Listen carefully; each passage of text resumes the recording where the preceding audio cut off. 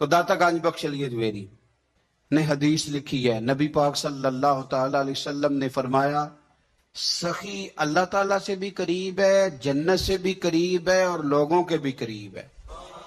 اور حضور فرماتے ہیں یہ جو بخیل ہے نا، یہ اللہ سے بھی دور ہے، جنت سے بھی دور ہے، اور لوگوں سے بھی دور ہے۔ کیوں؟ اس لیے کہ سخاوت کرنے سے بندہ کسی کا حق ادا کرتا ہے، کسی کے قریب جاتا ہے، اور کنجوسی کرنے سے آپ یقین کریں کنجوسی تیزی سے پھیل گئی ہے۔ یعنی گھر کے اندر پیسے پڑے ہیں اور اپنے نے مانگ لیے ہیں، تو پہلا تبصرہ یہ ہے کہ یہ واپس کیسے کرے گا۔ یہ پتہ ہے کب بندے کا ذہن ہوتا ہے؟ جب بندہ اس لیے دیتا ہے کہ بندے کو دے رہا ہوں، اور جب ذہن یہ ہونا میں رب کی رضا کے لیے دے رہا ہوں، تو پھر بندہ ان چکروں میں نہیں پڑتا یہ واپس کرے گا کہ نہیں۔ اب تو لوگ خرچ نہیں کرتے، انویسٹ کرتے ہیں۔ اب انویسٹ کرتے ہیں۔ یہ ہماری شادیوں میں نا تحفہ نہیں ہوتا، انویسٹمنٹ ہوتی ہے۔ 1000 دے آؤ، وہ جب آئیں گے تو پھر انویسٹمنٹ ہو رہی معاذل، انویسٹ کرتے ہیں۔ تحفہ تحائف آنا جانا لینا دینا یہ انویسٹمنٹ ہے، اتنے دو پھر اتنے وہ ہمیں واپس کرے گا، یہ درست نہیں ہے۔ بات کو سمجھیں۔ داتا صاحب فرماتے ہیں تو رب کی رضا کے لیے کر، اور فرمایا تو کر، میرا رب تجھ پہ بڑا فضل فرمائے گا۔ داتا صاحب نے لکھا ہے، کہتے ہیں حضرت عبداللہ ابن عمر رضی اللہ تعالیٰ عنہ فرماتے ہیں میں کسی سفر پہ جا رہا تھا تو مدینے سے باہر نکلا، صحرا کا علاقہ تھا، تو داتا صاحب فرماتے ہیں کہ حضرت عبداللہ ابن عمر کہتے ہیں میں نے صحرا میں ایک چرواہا بکریاں چراتے ہوئے دیکھا، بکریاں چرا رہا تھا۔ فرمانے لگے کہ میں نے بھی تھوڑی دیر وہاں رکنا تھا سستانے کے لیے، آرام کرنے کے لیے، وہاں میں بیٹھ گیا تو میں نے دیکھا کہ ایک کتا کہیں سے بھاگا بھاگا آیا، تو چرواہے نے نا اپنا کپڑا کھولا، ٹفن سمجھ لیں کھولا، اور اس میں سے ایک روٹی نکال کے کتے کو ڈالی۔ کتے نے کھائی اور پھر للچائی نظروں سے چرواہے کی طرف دیکھا، اس نے ایک روٹی اور نکال کے ڈال دی۔ کتے نے کھائی تو پھر للچائی نظروں سے دیکھا تو اس نے ایک روٹی اور نکال کے کتے کو دے دی۔ اب کتا سیر ہو کے چلا گیا۔ حضرت عبداللہ ابن عمر رضی اللہ تعالیٰ عنہ فرماتے ہیں میں قریب گیا اور میں نے جا کر چرواہے سے پوچھا، غریب آدمی سے، اجرت پہ کسی کی بکریاں چراتا ہے، تیرے پاس کتنی روٹیاں ہیں؟ کہنے لگا 3 ہی تھیں۔ وَيُؤْثِرُونَ عَلَىٰ أَنفُسِهِمْ وَلَوْ كَانَ بِهِمْ خَصَاصَةٌ۔ اللہ فرماتے ہیں بڑی شدید ضرورت بھی ہو تو پھر بھی اللہ کے بندے دوسروں کو ترجیح دے دیتے ہیں۔ تو حضرت عبداللہ ابن عمر رضی اللہ تعالیٰ عنہ فرماتے ہیں میں نے اسے کہا کہ تو نے 3 ہی دے دی، اب کیا کرو گے؟ کہنے لگا حضور یہ صحرا ہے، کتے صحرا میں نہیں ہوتے، کتے تو زیادہ تر آبادیوں کے قریب رہتے ہیں، یہاں کتے نہیں پائے جاتے۔ تو یہ مجھے دیکھ کے نا کہ میں بیٹھا ہوا ہوں تو یہ آیا تھا اس امید پر کہ کچھ ملے گا۔ تو حضور وہ بھوکا بھی تھا، میں نے ایک روٹی دی تو پھر لگا بھوکا ہے، دوسری دی تو پھر لگا بھوکا ہے، میں نے 3 دے دی۔ اس بیچارے کو پتہ نہیں کو دے گا کہ نہیں دے گا، میں تو شام کو گھر جا کے کھا لوں گا، اس لیے میں نے اسے دے دی۔ مالاں والے سخی نہیں ہوندے کہ سخیاں کل مال نہیں ہوندا، ایتھے اوتھے دومی جہانی سخی کنگال نہیں ہوندا۔ حضرت عبداللہ ابن عمر کہتے ہیں میں جس سفر پہ جا رہا تھا وہاں سے میں واپس آ گیا، میں نے پتہ کیا کس کا غلام ہے، کہا فلاں بن فلاں کا۔ کہتے ہیں پہلے میں نے غلام خریدا، پھر وہ جتنی بکریاں تھی وہ ساری خریدی، پھر جس باڑے میں وہ بکریاں باندھتا تھا وہ بھی ساری خریدی، پھر شام کو میں اس سے ملا، میں نے بکریاں بھی اسے دے دی، باڑا بھی اسے دے دیا۔ تو وہ مجھے کہنے لگا حضور یہ کیا ہے؟ تو میں نے کہا تو نے سخاوت کی تھی نا تو میرے رب نے تجھے انعام عطا فرمایا۔ اور داتا صاحب کہتے ہیں وہ سخی بڑا تھا، جناب نے اسے دیا، اس نے وہ بھی اللہ کے راستے میں خیرات کر دیا۔ اپنی زندگی میں دینے والا مزاج بنائیں۔ اب تو دوستیاں، یاریاں، تعلق، ناطے اس بنیاد پہ ہیں کہ نفع لے کیسے سکتے ہیں، سامنے والے کو استعمال کیسے کرنا ہے۔ یہ کمزور لوگوں کی علامت، یہ چھوٹے لوگوں کی علامت، بزدلوں کی علامت۔ دلیر لوگ جو ہوتے ہیں وہ نفع لیتے نہیں۔ خیر الناس من ینفع الناس، حضور نے فرمایا میں نے تو یہ قانون بنایا ہے کہ لوگوں میں سے بہتر وہ ہے جو نفع دے، کسی کو نفع دے۔ اور داتا صاحب اس سے آگے لکھتے ہیں، کہتے ہیں کہ حضرت حسن بن علی امام حسن نواسہ رسول جگرگوشہ بطول، کہتے ہیں ان کا ایک جاننے والا بندہ ان کے پاس بڑی دکھی حالت میں آیا اور آ کے رونے لگا. نے فرمایا کیا ہوا؟ عرض کی حضور 400 دینار کا قرضہ ہے، جن کے پیسے دینے ہیں وہ بڑا ستاتے ہیں، مہربانی کریں. حضرت امام حسن فوراً گئے اور 400 دینار لا کے دیا، بندہ پیسے لے کے چلا گیا. امام حسن گھر جا کے روئے، بڑے درد سے روئے، پھوٹ پھوٹ کے روئے. گھر والوں نے کہا حضور پیسے دیے، روتے کیوں ہیں؟ فرمانے لگے رو اس لیے رہا ہوں کہ وہ میرا جاننے والا تھا، اس بیچارے کو آ کے کہنا پڑا ہے کہ میں مجبور ہوں. میں جو اسے جانتا تھا تو مجھے جاننے والوں کا خود دھیان رکھنا چاہیے، مجھے خبر ہونی چاہیے تھی کہ آج کس کس جگہ ضرورت ہے. یہ کیا سخاوت ہوئی کہ کوئی دروازے پہ آ کے مانگ. مہمان نوازی کا، سخاوت کا تعلق آپ کے دل کے ساتھ، آپ کی کیفیت کے ساتھ. میں اکثر کہا کرتا ہوں کہ ادب کا تعلق ہاتھ چومنے کے ساتھ نہیں، پیروں کو ہاتھ لگانا ادب نہیں. ادب جو کرتا ہے اس کا پتہ ہوتا ہے یہ ادب کر رہا ہے، اور جو ادب کی اداکاری کر رہا ہوتا ہے وہ سارا بھی جھک جائے تو ادب ہے. ادب کی اداکاری سے بندہ ادب والا نہیں بنتا. داتا صاحب کہتے ہیں سخی بن سخی، اور سخی دل کا ہوتا ہے. اور چونکہ داتا علی اجمیری عالم ہے نا، اس لیے بات جب بھی شروع کریں گے یا قرآن کی آیت پڑھیں گے یا مدینے والے کی حدیث بیان کریں گے. آپ ساری کشف المحجوب دیکھ لیں، ساری. داتا صاحب قرآن و سنت سے اپنی بات شروع کرتے ہیں. پتہ نہیں کہاں سے آ گئے یہ لوگ جن کو کچھ بھی نہیں پتا، کوئی شے نہیں آتی، اور یہ لوگ جی درویش کامل ہے جی، ربنا آتینا دعا نہیں مانگ سکتا لیکن کامل درویش. یہ درویشی کس چیز کا نام ہے؟ یہ کس قسم کی درویشی؟ تو یہ یاد رکھیں اچھی طریقے سے کہ ہمیشہ اپنے آپ کو اپنے رب کے فیصلوں پہ راضی رکھیں. ہمیشہ کوشش کریں کہ مقدر سے شکوہ نہ کریں، تقدیر سے شکایت نہ کریں. جو ہمیں نہیں ملا اس کے بارے میں اپنی طبیعت کے اندر تڑپ اور طلب نہ پیدا کریں. بس جو فیصلہ رب نے کر دیا اس فیصلے پر ہمیشہ راضی رہیں. یہ کر کے دیکھیں. حضرت انس بن مالک رضی اللہ تعالیٰ عنہ فرماتے ہیں ایک پوری جماعت جنت میں جائے گی لوگوں کی. فرشتے ان سے پوچھیں گے کہ میاں حساب دے آئے ہو؟ تو وہ کہیں گے ہمیں تو کسی نے حساب پوچھا ہی نہیں. ان سے پوچھا جائے گا پل سے رات دیکھی ہے؟ کہیں گے نہیں ہم نے تو نہیں دیکھی. ان سے پوچھا جائے گا کہ میزان عمل؟ تو انہوں نے کہا نہیں بالکل نہیں.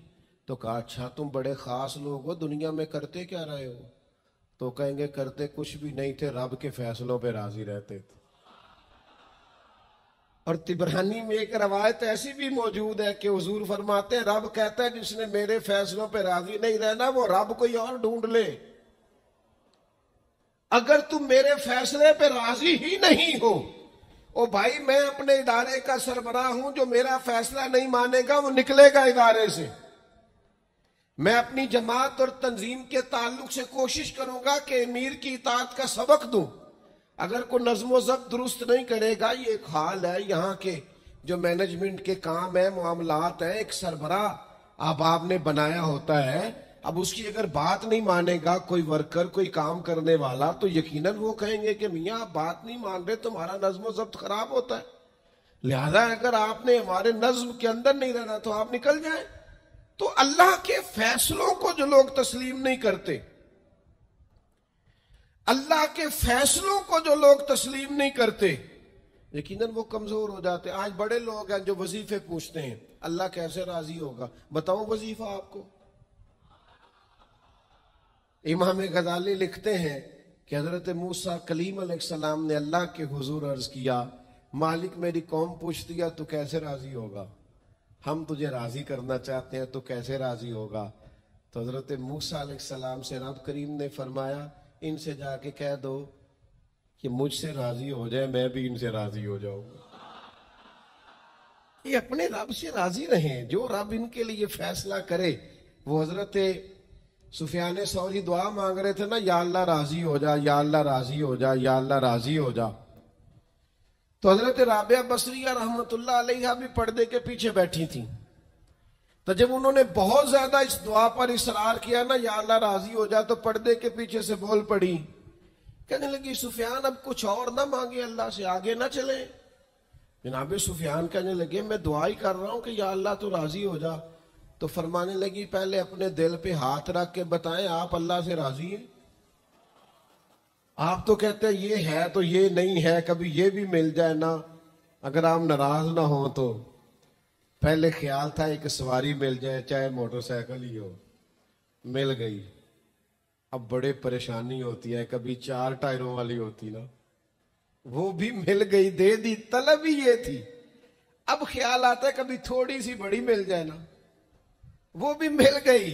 اب جن کی ذرا گاڑیاں اونچی ہیں، ٹائر چوڑے ہیں، وہ پریشان کرتے ہیں، تو بندہ تو روک ہی نہیں رہا کہیں۔ تو حضرت کلیم سے رب نے فرمایا ان سے کہو مجھ سے راضی ہو جائے، میں بھی ان سے راضی ہو جاؤں۔ جو جاتا ہے حضور کے دروازے سے خالی نہیں آتا، لیکن بظاہر آمدن کوئی نہیں۔ ایک پروگرام بنایا کہ تھوڑے تھوڑے پیسے نا ہر مہینے جمع کریں گے، ہر مہینے، اور حضور کی بارگاہ میں نذرانہ پیش کریں گے۔ سب نے پیسے جمع کیے اور ڈیوٹی لگائی حضرت عباس کی، جو نبی پاک کے چچا ہے، کہ یہ حضور کی بارگاہ میں عرض کریں کہ یا رسول اللہ یہ ہم کچھ دے تو نہیں سکتے جو آپ نے تبلیغ کی ہے، پر چلو یہ تھوڑا سا نذرانہ ہے۔ حضرت عباس لے کے گئے، حضور کی بارگاہ میں پیش کیا۔ محبوب نے کیا فرمانا تھا، رب نے قرآن نازل فرما دیا۔ فرمایا محبوب کل لا اسألکم علیہ اجرا الا المودۃ فی القربى، ان سے فرما دو کہ طائف میں پتھر کھانے سے لے کر احد میں دانت شہید کرانے تک میں نے تمہارے لیے بڑی محنت کی ہے، پر میں تم سے کوئی اجر نہیں مانگتا۔ ہاں اگر کچھ دینا ہی ہے نا تو میرے قریبیوں سے پیار کرتے رہنا، میری فاطمہ سے پیار کرنا، میرے علی سے پیار کرنا، عائشہ، خدیجہ، حفصہ اور سودا سے پیار کرنا، حسن سے پیار کرنا، حسین سے پیار کرنا، ان سے پیار کرنا۔ اور پھر صحابہ نے محبت کر کے دکھائی، انہوں نے پھر اس آیت پر عمل کر کے دکھایا۔ جب صحابہ میں وظیفے بانٹ رہے تھے نا حضرت عمر کے زمانے میں، تو سب کو 25-25 ہزار دینار ملے۔ حضرت عمر کے صاحبزادے عبداللہ ابن عمر بدر میں بھی شریک تھے، احد میں بھی شریک تھے، خندق میں بھی انہیں 25 ہزار ملا۔ حسن حسین کی باری آئی تو عمر نے 50-50 ہزار دینار دیا۔ حضرت عمر کے بیٹے نے گھر جا کے اماں سے شکایت کی کہ اماں میں تو نبی پاک کے زمانے میں جہاد کرتا تھا تو حسن اور حسین تو بچے تھے، تو آج وظیفے دینے کی باری آئی ہے تو ابا نے ان کو زیادہ دیا، مجھے کم دیا، تو میری تو ضرورت نہیں، تو آپ بات کریں۔ تو اماں نے بھی بڑے طریقے سے لکھ کے حضرت عمر سے بات کی، کیونکہ ڈائریکٹ تو شیر کے قریب جاتا ہی کوئی نہیں نا، آپ کو پتا ہے۔ بڑے طریقے سے نا دائیں بائیں ہو کے بڑے سلیقے سے کہا بچہ یہ بات کہہ رہا تھا، تو حضرت عمر کہنے لگے چل پتر کے پاس چلتے۔ جا کے بیٹے کو کھڑا کر کے بتایا، کہنے لگے پتر اٹھ ذرا، کیا کہا تو نے حسن حسین کو زیادہ کیوں دیا؟ فرمایا بتا تیری نانی کا نام بھی خدیجہ ہے، بتا تیری اماں کا نام بھی فاطمہ ہے، تیرے باپ کا نام علی ہے، کیا تیرے نانا کا نام بھی محمد مصطفیٰ ہے؟ فرمایا پتر میں نے باقیوں کو خدمت دیکھ کے دیا ہے، حسن اور حسین کو نسبت دیکھ کے دیا ہے۔ دین میں محبت اہل بیت کا بڑا ہی درجہ ہے۔ میں نے رمضان کے پہلے جمعے میں کہا تھا، وہ ہمارے ہاں نا بڑی بڑی مشکل ہے، کوئی ادھر سے نکل آتی ہے آواز، کوئی ادھر سے نکل آتی ہے۔ میں نے پہلے جمعے کہا تھا تو مجھے کچھ لوگوں نے کہا کہ جناب آپ نے فکرے جانچ تول کے کہے ہیں۔ میں نے کہا کہ میری کوشش ہوتی ہے، میں تو روٹین میں بھی بات سوچ سمجھ کے کرتا ہوں، روٹین میں بھی، تو پھر بیان کرتے وقت کیسے یہ ہو سکتا ہے؟ میں نے کہا میں آج بھی کہتا ہوں کہ 5 نمازیں پابندی سے پڑھے، اور جب سے بالغ ہوا ہے تب سے پڑھے، ہر سال حج کرے، ہر سال رمضان کے روزے رکھے، صبح سے شام تک خیرات کرے، اور اگر مصطفیٰ کریم کے اہل بیت سے پیار نہیں نہ کرے گا تو بے ایمان کا بے ایمان مرے گا۔ ہاں یہ پکی بات ہے، کوئی گنجائش نہیں، کوئی دو رائے نہیں۔ اس لیے کہ رسول اللہ کے گھر والوں کی محبت ایمان ہے۔ او بھائی میں آپ کو کیا بتاؤں، گھر والوں کی محبت یہ ایمان ہے۔ میں اپنے ایک بزرگوں کو نا، چلے بات آتی ہے تو کر دیتا ہوں، تو میں عید دینے گیا، ہوتے ہیں نا ہمارے رسم ہوتی ہے استادوں کو مشائخ کو نذرانہ، ہم نے کیا عید دینی، ابھی میں گیا ایک گھر میں تو میں اپنے بیٹے کو ساتھ لے گیا، بڑے کو، مجھے وہ کہنے لگے کہ بیٹے کو کیسے لائے ہو، میں کہ حضرت صاحب انہوں دسنا ہے بھی اتنے آدھے رہنا ہے، تو اپنی نسلوں کو بتاتے ہیں کہ ہمارا محسن کون ہے، تو نسلوں کو بتاتے ہیں۔ تو یہ یاد رکھیں کہ یہ کیا بات ہوئی کہ آپ کہیں کہ جی ٹھیک ہے جی یہ بھی ٹھیک ہے تو وہ بھی ٹھیک ہے، نہیں، ٹھیک یہی ہے کہ جس کا رسول اللہ کی اولاد سے پیار ہے اس کا ایمان مضبوط ہے۔ یہی سبق حضرت ابو بکر صدیق نے پڑھایا ہے، یہی سیدنا فاروق اعظم کا درس ہے۔ ایسے ہی عثمان غنی اتنے بڑے مالدار ہو کے رسول اللہ کے اہل بیت کے گھر میں جھاڑو دیا کرتے تھے، حضور کے سین میں جھاڑو دیتے تھے عثمان غنی۔ یہ ہمیں صحابہ نے سکھایا ہے کہ رسول اللہ کی اہل بیت کا پیار، اور یہ جو نذرانہ ہے نا، نذرانہ، اس کو بھی لوگ بہت بڑا جرم سمجھتے ہیں، بڑا جرم۔ اور میں نے کل دیکھا جی آپ حضرت صاحب کو نذرانہ دے رہے تھے، تو صحابہ اگر نبی پاک کو نذرانہ دیں اور حضور قبول کر لیں تو کہتے ہیں کامل پیر وہ ہوتا ہے جو روٹی بھی نہ کھائے، کپڑے بھی نہ پہنے۔ سید ابو البرکات شاہ صاحب تھے لاہور میں، ان کے پاس گجرات کے یا کسی شہر کے کچھ لوگ گئے، کہنے لگے صاحب کوئی عالم دین دے جمعہ پڑھانا کے لیے، تو حضرت صاحب نے فرمایا کس طرح کا ہو، کہنے لگے اگر اچھا پڑھا لکھا ہو تو کیا ہی بات ہے، مسئلہ بھی بتائے تو کیا ہی بات ہے، اور اگر ممبر پہ بیٹھے سونا لگے تو پھر تو اور ہی کیا ہی بات ہے۔ تو حضرت صاحب اگر قرآن مجید بھی وہی سنائے نا تراویحوں میں تو پھر اس پہ بھی سونے کا سواگا ہے۔ فرمانے لگے چلو بندوبست کر لیتے ہیں، دو گے کیا، مانا خدمت کیا کرو گے، تو کہنے لگے جی خدمت تو ہم نہیں کر سکتے، غریب لوگ ہیں۔ تو حضرت صاحب فرمانے لگے پھر میں تمہیں ایک عالم کا پتہ بتاتا ہوں، سونا بھی بڑا ہے، قرآن بھی بڑا اسے آتا ہے، باتیں سارے، اور کھاتا پیتا بھی کچھ نہیں۔ کہا وہ کون، کہنے لگے جبریل امین کو لے جاؤ، روٹی تو نہ کھائے گا، بس وہ فرشتہ ہے کھاتا پیتا، اس کو لے جاؤ۔ عجیب فلسفہ ہے نا جی۔ اور خدا کے بندو صحیح بخاری کی حدیث ہے، صحیح بخاری، نبی پاک نے حضرت عمر کو کچھ دیا تو عرض کی حضور مجھے ضرورت نہیں، تو نبی پاک نے فرمایا جو بن مانگے مل جائے نا وہ اللہ کی طرف سے ہوتا ہے، اسے رکھ لے۔ تو جب آپ کسی عالم کو، کسی صوفی کو، کسی کو دیتے ہیں تو اس کو سمجھ لیں، میں کوئی ماحول نہیں بنا رہا اللہ کے فضل سے، میں کوئی ماحول، یہ باتیں کرتے ہوئے ڈر بھی بڑا لگتا ہے نا، لوگ جدھر مرضی بات کو لے جاتے ہیں، میں کوئی ماحول نہیں بنا رہا۔ اور اللہ کے فضل سے وہ جو میرے پیر بھائی ہیں نا، یہ جو ہوتے ہیں نا مرید اور شاگرد، ان کا درجہ اولاد کا ہوتا ہے، تو بچے سے تو بندہ حکمن بھی لے سکتا ہے نا، لیکن الحمدللہ تعالیٰ میرے پیر بھائی آپ کو ایسی کوئی بات نہیں کبھی بتائیں گے، اللہ کے فضل سے نہیں بتائیں گے۔ اس نے یہ مزاج نہیں دیا، اس نے یہ طبیعت نہیں دی، اس نے یہ رنگ نہیں دیا، یہ ذوق نہیں ہے ہمارا، ہمیں سکھایا نہیں گیا۔